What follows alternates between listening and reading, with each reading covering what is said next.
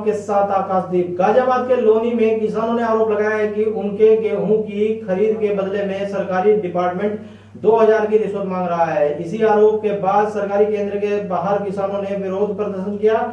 जिस खाद्य आपूर्ति इंस्पेक्टर पर यह आरोप लगाया गया है उसने आरोप से इनकार कर दिया है और कहा कि किसानों का खराब गुणवत्ता का माल है, इसीलिए मैं लेने से मना कर रहा हूं। पर 2000 रुपये पर ट्रॉली मांग रहे पास करने के लिए। हाँ जी, 2 ट्रॉली बेची, उसमें भी इन्होंने मेरे से पहले दावत पानी तय कर ली थी।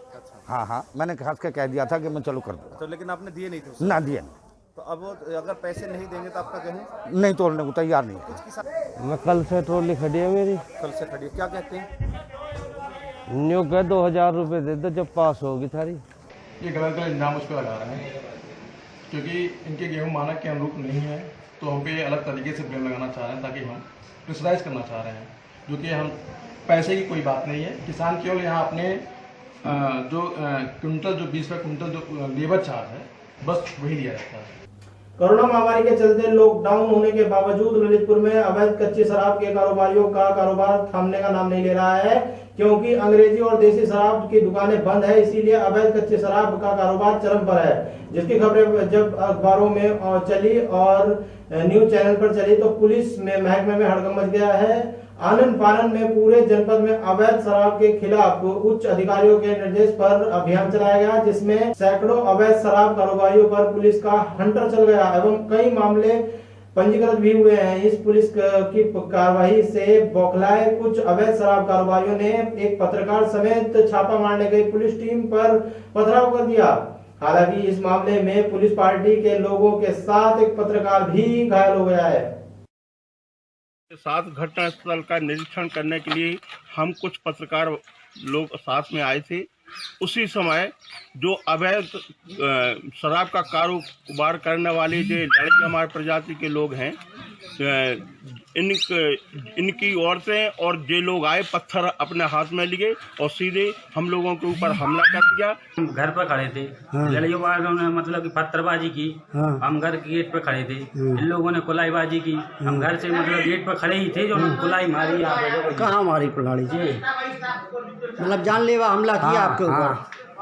तो आप लोग घर वालों ने रोका, आप कैसे बचाया? कैसे बचा? घर वाले कोई सब अंदर थे ना, हम खुद बाहर से अंदर जाने वाले थे। अभी पुलिस को जानकारी दे दी है? हाँ, दे दी है। कोविड-19 यानी कोरोना वायरस ने पूरे विश्व को चपेट में ले रखा है और इस वैश्विक महामारी के चलते पूरे भारतवर्ष में लॉकडाउन चल रहा है। इस लॉकडाउन के चलते दिल्ली से बिहार जाने वाले मजदूर गोंडा में फंसे हुए हैं। इन मजदूरों को 1 अप्रैल को 14 दिन के लिए यहाँ क्वारंटाइन किया गया था। अब क्वारंटाइन की अवधि पूरी हो चुकी है, लेकिन इन्हें अपने घर जाने का मौका नहीं मिल सका। इन मजदूरों ने बिहार की नीतीश सरकार से गुहार लगाई है कि उन्हें उनके घर पहुंचाने की व्यवस्था की जाए। ठीक है, मैं दिल्ली से आया और मेरा यहाँ गोंडा जिला में पकड़ा गया। ठीक है, और मेरा 27 दिन हो गया भाई, मैं अपने बाल बच्चा के साथ जाना चाहता हूँ। वो लोग फंस गए थे जो दिल्ली से चले थे, वहाँ से नौकरी छोड़ के पैदल चले, यहाँ पकड़े गए। तो एक बैच तो यहाँ से निकल चुका 20 लोगों का। उसके बाद बिहार गवर्नमेंट ले नहीं रही है, इसलिए तमाम लोग ऐसे हैं हमारे यहाँ जिनका क्वारंटाइन का पीरियड पूरा हो गया, लेकिन वो जा नहीं पा रहे हैं क्योंकि आदेश है कि उनको घर तक पहुँचाया जाए, इस वजह से वो जा नहीं पाए। फिलहाल यहाँ 57 लोग हैं क्वारंटाइन के, 5-7 आदमी का रेवेन्यू का स्टाफ है। 20 लोग तो बाहर पहले गए हैं, उसके बाद वहाँ की सरकार ने रोक लगा दी थी। यहाँ पे 27 लोग करीब बिहार के हैं। अब इस विषय की जानकारी आपके माध्यम से मुझे मिल रही है, तो मैं जिला प्रशासन से बात करूंगा कि उनकी क्या व्यवस्था बनाई जाए। और या तो अगर वो मजदूर हैं तो अगर मजदूरी करना चाहें तो उसकी व्यवस्था बनाई जाए। छोटे मोटे काम की शुरुआत हो चुकी है और उत्तरदायित्व तो वहाँ की सरकार का है, लेकिन मान लीजिए हमारी सरकार भेजती है वहाँ वो अपने बॉर्डर पर जाने ना दे, तो ये तो विषय केवल हम लोगों के नहीं रह गया, 2 राज्यों का विषय है, 2 प्रशासन का विषय है। एक बड़ी बात हो गई ना, तो इस बात पर जानकारी की जाएगी। कोरोना को लेकर हरियाणा और दिल्ली के कई बॉर्डर को सीज कर दिया गया है। हरियाणा गृह मंत्री अनिल विज के आदेश के बाद हरियाणा के बॉर्डर को सीज किया गया है, लेकिन अभी तक गुरुग्राम और दिल्ली के बॉर्डर को सीज करने के कोई आदेश नहीं गए हैं।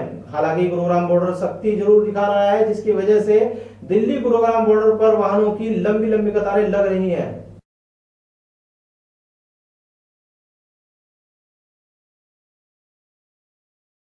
कंटेनमेंट लॉकडाउन का जो स्पिरिट है, किसी भी प्रकार से संक्रमण ना फैले, उसी पे हमारा फोकस है।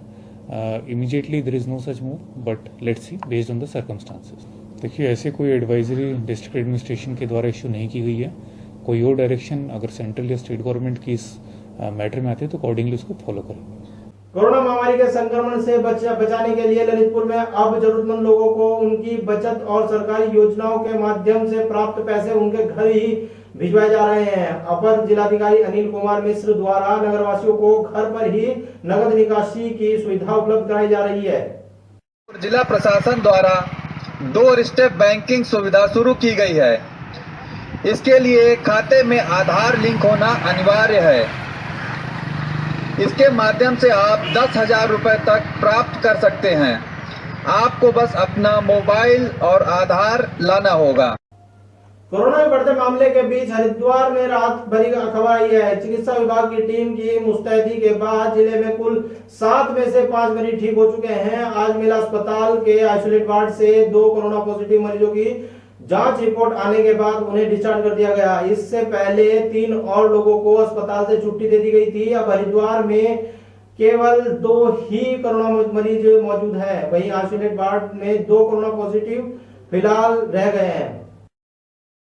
तो हरी सिंह है जो कि रिलीफ कैंप से आया है। ये हाथरस का था और ये ऋषिकेश से आया था और रुड़की के रिलीफ कैंप में था। तो आज वो ठीक हो गया। उसका मतलब 2 नेगेटिव रिपोर्ट्स जो 7 डेज़ के बाद करी हैं वो नेगेटिव आई हैं और बाकी इन्वेस्टिगेशंस भी उनके नॉर्मल है। दूसरी है नुसरत है जो कि वहाँ मानक माजरा की हैं।